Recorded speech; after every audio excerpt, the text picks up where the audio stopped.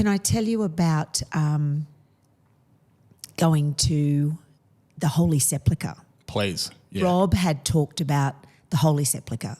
So we arrive in... Can you explain maybe what that is first? Yes, I will. So the Holy Sepulchre is the church building that is placed over the holy site, and the holy site being Gethsemane, which I refer to as the Roman killing factory, where Jesus was placed on the cross with other people, not just Jesus, but other people. And then there's the site where after they took his body, they laid it on stone and wrapped it and did some preliminary prep before the start of Shabbat, because they had to get his body into Joseph of Arimathea's tomb before sundown. Remember that? Yep. That's that whole Easter narrative. And then the girls come back the next day and the stone's been rolled away. So those three biblical moments are all housed in this church now, big dome-like building, which is called the Holy Sepulchre. And it's a big quadrant. It's in the Christian quarter of Jerusalem. Jerusalem's in 4 quarters: a Christian quarter, the Jewish quarter, the Muslim quarter, and the Armenian quarter. And the Holy Sepulchre is located in the Christian quarter. So we arrive in the Holy City, dump our bags and have a wee, and Rob says, let's go. And I'm going, yeah, let's go and get a wine, because that was rough. Yeah. He said, no, let's go to the Holy Sepulchre. It's night now. I said, oh, shit, I'm too scared, Rob. I'm a bit overwhelmed. He said, babe, it's fine. I know where I'm going. I've been here 3 times before. I'm going, okay. And so we make our way down on the first night. We can't actually get in because the gates are shut that enter you into the area, and it was late, so we wandered back up, but I knew where it was for the next morning. So I did have my glass of wine and debriefed, had a good night's sleep. Next morning, crack of dawn, Rob's wide awake, 5 o'clock, and I'm thinking, oh no, he wants action on the holiday, and it's not action that he wants, and I mean, a bit of, loving, and I'm going, oh really? And he says, no, let's go to the Holy Sepulchre. So it's up. And we are off and we are out to head down there. And it was really an incredible experience. I walk in and I'm led in by hearing monks chanting. So these 3 sites are manned by different Christian groups. Lots of different Orthodox churches have the right to this Christian site, and they manage it, care for it, keep it immaculate, and help the flow of pilgrims in and out. They do a spectacular job. I think, Jonty, I was expecting it to look like a hill where the cross was, and the tomb to look like what I imagined the tomb. It's like just by itself, like a little...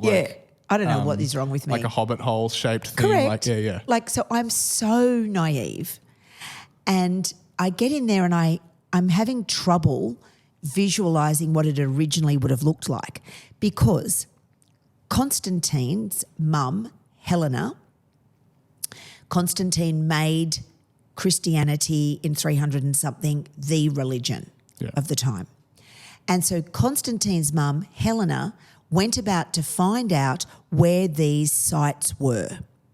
Where was he crucified? Where was he buried? And she found out that these were the sites. So and over the site was a temple to Venus, I believe.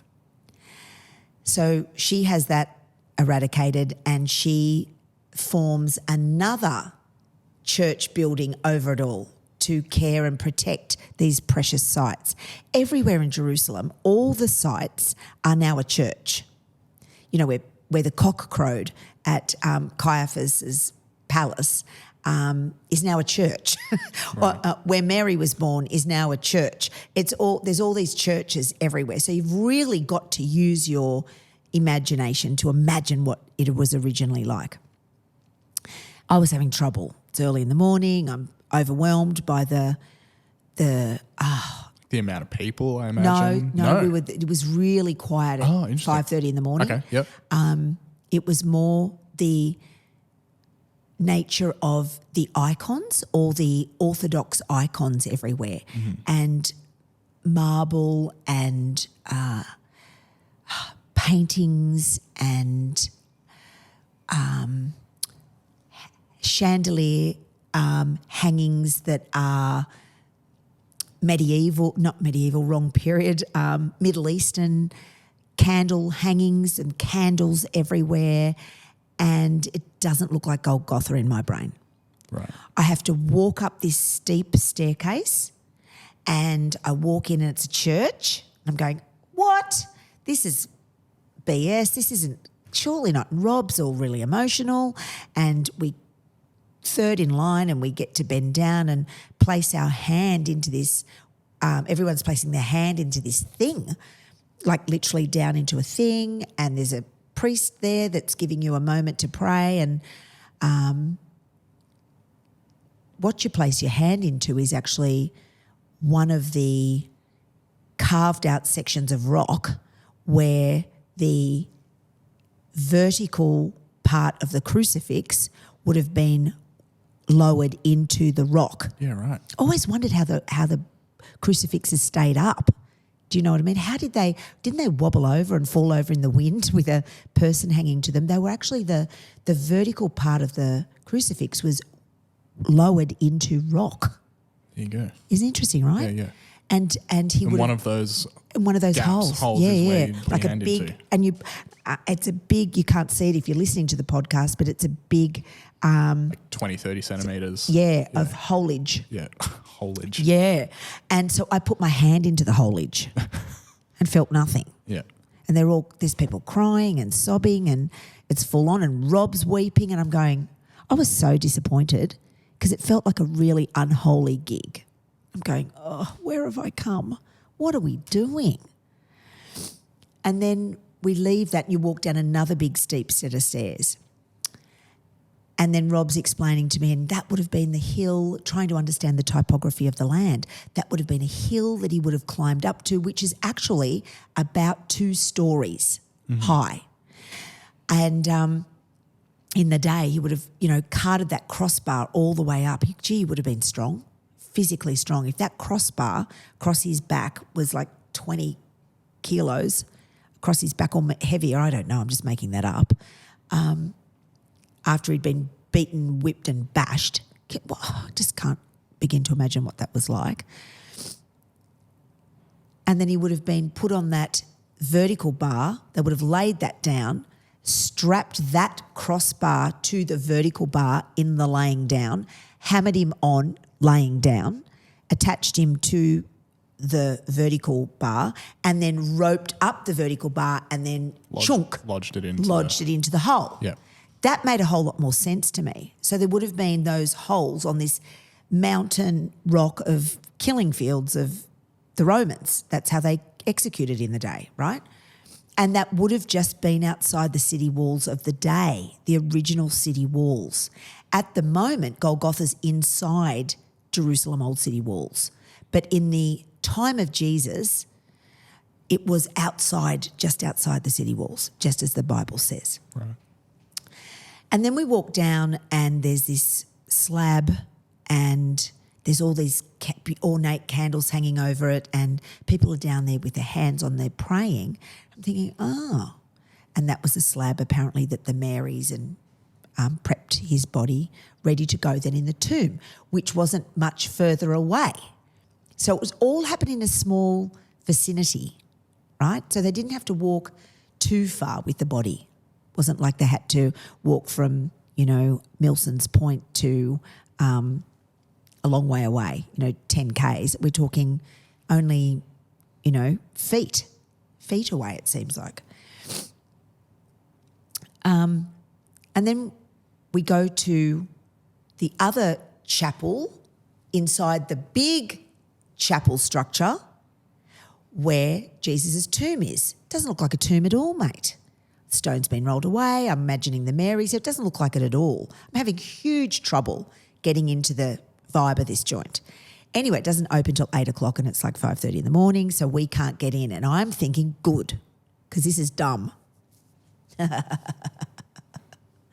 We walk away, we go and have coffee, we have breakfast, we start talking about it. And Rob explains the topography of the land to me, so I'm getting a better vibe of what it all looks like. That day, we then go and we start with our tour guide, Leontine, and she starts us at the Mount of Olives over on the west bank of Jerusalem. And it was actually that moment that helped me understand the layout of the land. I could see the walls of the city, although they're in a different, slightly different positioning than the dated at the time of Jesus. I could see the old city of David, which would have been the original part of old Jerusalem city. I could see the steps that would have led up to Temple Mount, which is now occupied by the Muslims, but I could see that. She explained the gates that Jesus would have walked in at. I saw the gates, the Eastern Gate or the Golden Gate, where Jesus would have entered into when he came up from Bethpage, you know, that part of the story where he comes in on Palm Sunday. Yep. I could see that. Irony to that, Jonty, is that the Muslims have actually bricked that in now. Those original gates have bricked them in. And my guide said because they don't want the Messiah coming through that, because the Jews believe that the Messiah is going to enter in through the Golden Gates. Right. That was fascinating, isn't it? To see it all. I'm going, whoa! And then I'm seeing Mount Zion in the distance, which is only like, you know, a K and a bit away walking, maybe a bit more, 2.5 Ks away walking.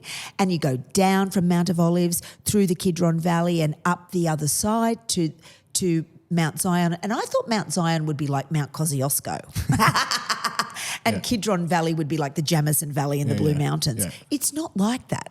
It's actually just like, it should really be called the Hill of Olives, and a strip of desert land is Kidron Valley, and then a hill of Zion. You thought it'd be way taller and deeper. Deeper and wider and bigger, and because he's saying mountain, you know, it's not Mount Everest. I mean, that's what I think of a mountain or a big mountain.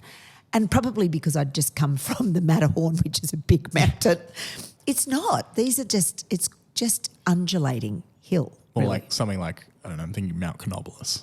Wow. Yeah, not even as tall as Mount Canobolas. Yeah. No, and Orange. No, not even as tall as that, right? Yeah, right. More like honestly like a hill.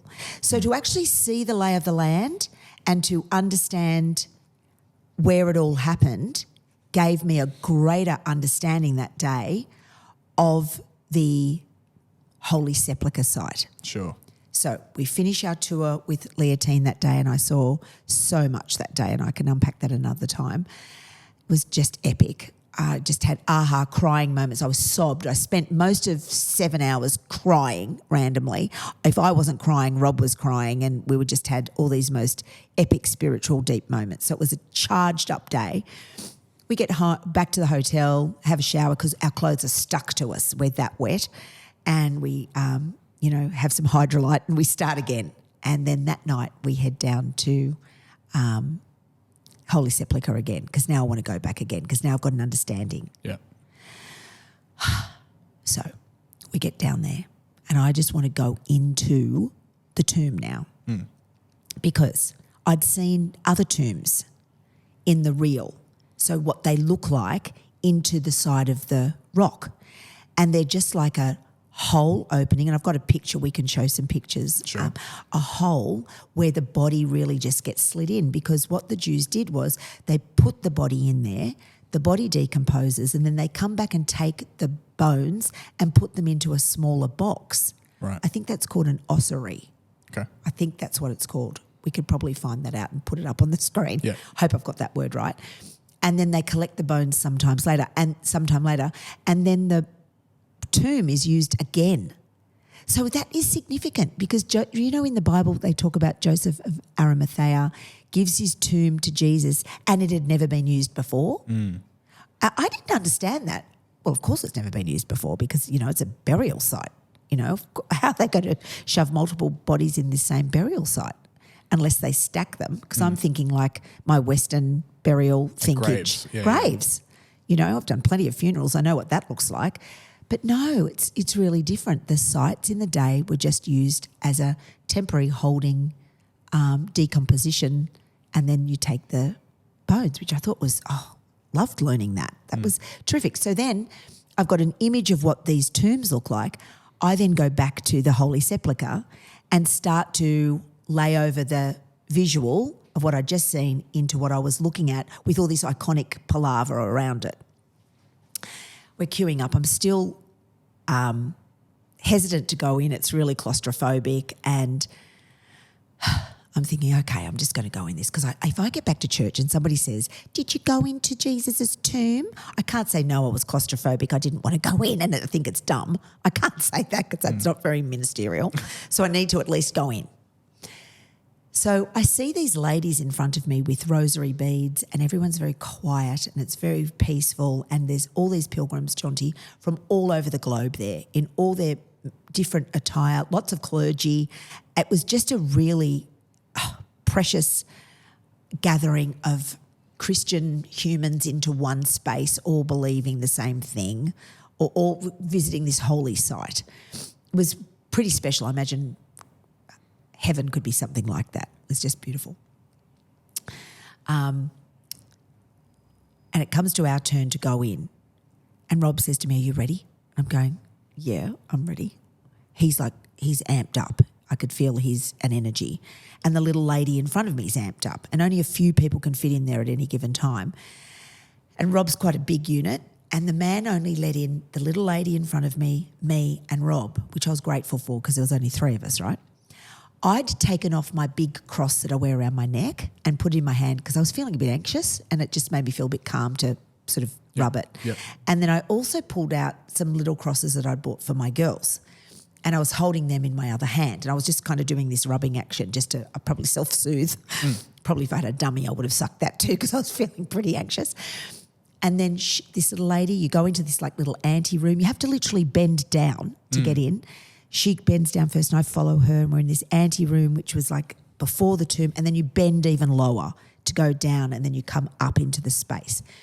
We go in. She goes to the end of where Jesus's head would have been, I imagine, or his feet, whatever end that was.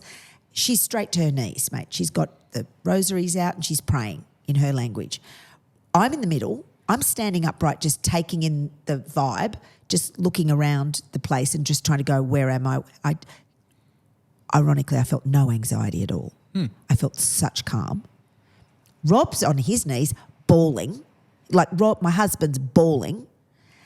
And then I'm looking around, and then within, I don't know what it was, but the next thing I know, I am on my knees and my entire body is draped across Jesus's tomb, the slab. My entire body, I just like draped it across the entire thing, and I am praying prayers of gratitude and thanks, and I am overwhelmed.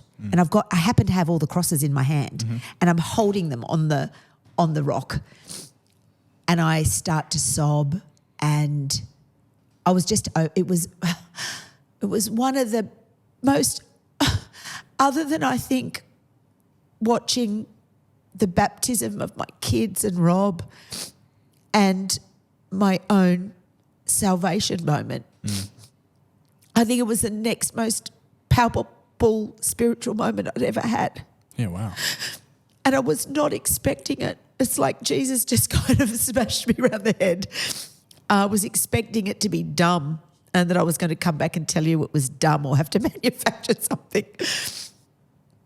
But it was just overwhelming. And then I heard this little man say, please come out.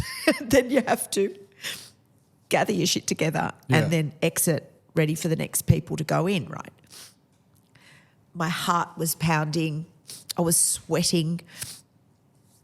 I felt breathless. And Rob was the same. And they've got all these chairs and seating for people who obviously are overwhelmed. And so we went and sat along with the people that were there before us. Yeah. and people have got their Bibles and people are praying in their own language, and we just gathered our thoughts and talked about the moment, the deep moment of it.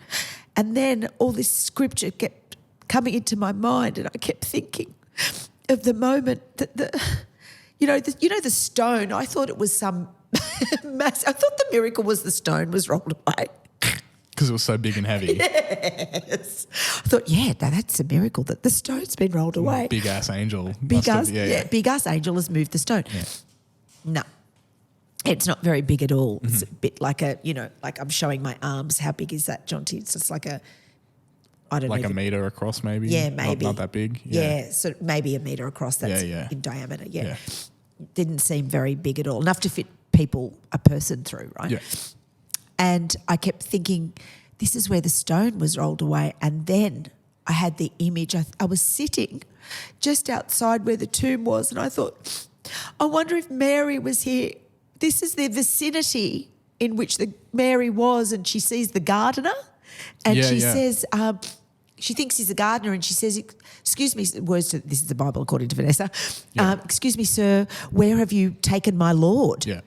And he says, Mary. And she recognises. She says, Rabboni. Yeah. And he says, don't touch me yet, Mary, because I have not yet ascended, or words to that effect. Yeah. And that passage just came to me in that moment. I just howled again. Must have looked like such a twit.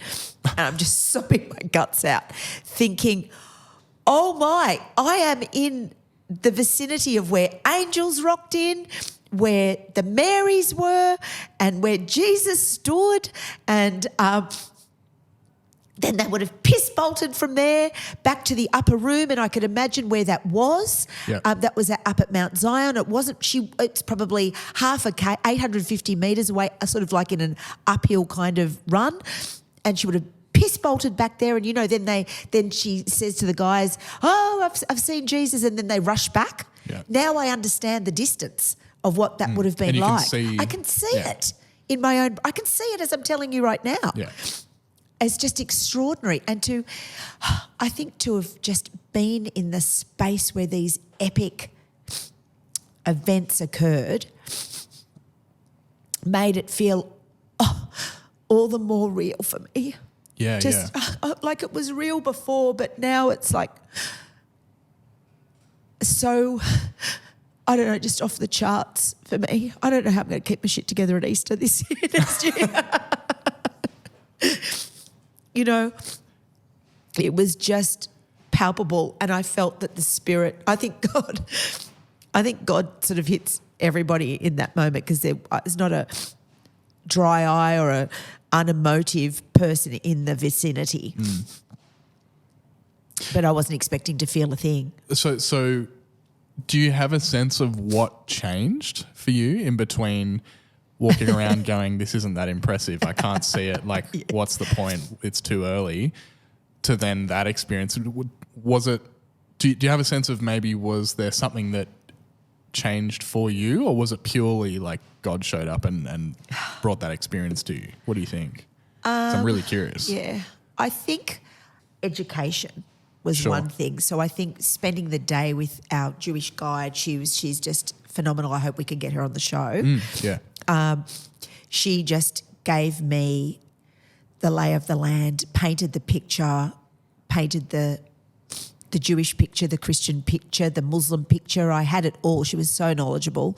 She threaded it together, and then to be in the sites of where these stories, the famous stories occurred, just came alive for me.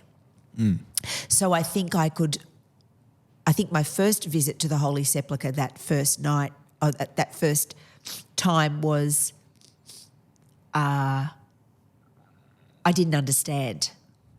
And I had to rethink my learning, I think, as well, because I'd visualised it in a certain way when I'd preached it before. Yep. And I've preached it a lot.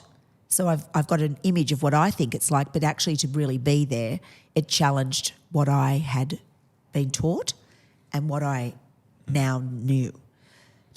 And then paring away all the man-made stuff that we put over the top of it, the iconic stuff, to push all that away and to visualize it, because I'd seen it in the raw out there in Jerusalem, I could then pare that away in my brain and make sense of it. And then the Holy Spirit just showed up. And not just for me, but all the pilgrims. Hence why there's a whole area afterwards for people to sit and collapse. Literally collapse. Yeah, People wow. were all over the floor. Literally. And were there people there to like who are stationed there to facilitate that space, or is it just like a interesting? Just the monk. There's a few of those dudes around. I think they might have some kind of orthodoxy. One of them, I feel embarrassed that I don't know which version. But they were there.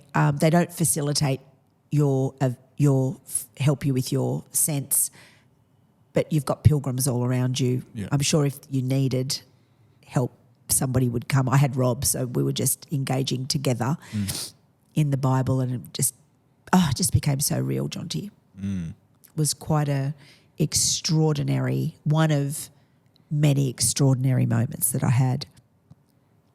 Yeah. Yeah, wow. Yeah. And then I had to go back, of course. I had to climb up the big steep stairs to go and retouch the stone. Yep. Because I wanted to, now that I had a better feeling of it, and then I could see through the plexiglass that they have around it, you can actually see the stone.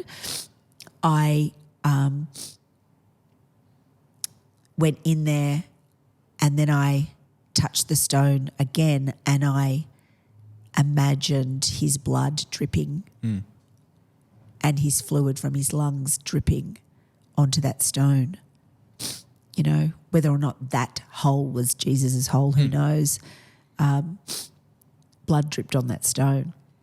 Regularly. Like, that it was the killing fields, mate. It was the torture chamber of the Romans. That was their style, right? And I suppose I turned my empathy on. Sure. And I humanised it, pared away all the stuff that we've placed, the golden calf stuff that we do as humans, and went back to what happened on that day or that afternoon. Yeah, I was moved deeply. Yeah, never to be the same again.